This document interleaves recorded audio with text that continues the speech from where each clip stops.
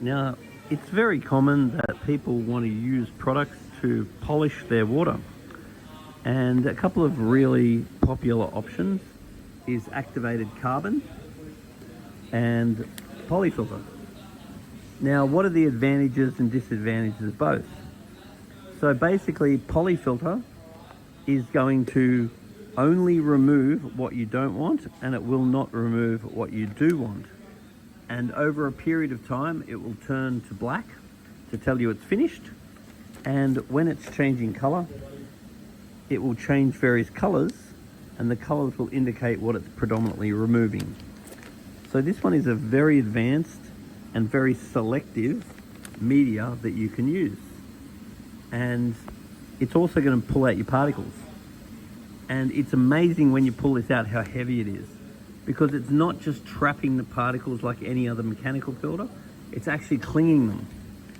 So if you want really crystal clear water and you want all of your accumulants removed, then Polyfilter is an excellent go.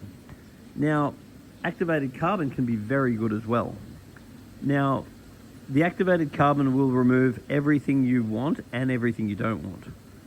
So this one here is nowhere near as selective as this one. So I do find if you've got driftwood and you want to clear the water from driftwood, I think a good quality activated carbon is very hard to beat. But for the general removal of accumulants or much more general use, I would absolutely go for Polyfilter. I prefer not to use something like activated carbon all the time. I will tend to use that just every now and then, or if I'm trying to clear driftwood tannins. Polyfilter I'm more comfortable to use for longer periods of time because it isn't just going to strip out all my good stuff as well. So I much rather use Polyfilter for just general use, but various specific uses like the removal of your tannins, I may very well go for the actual activated carbon.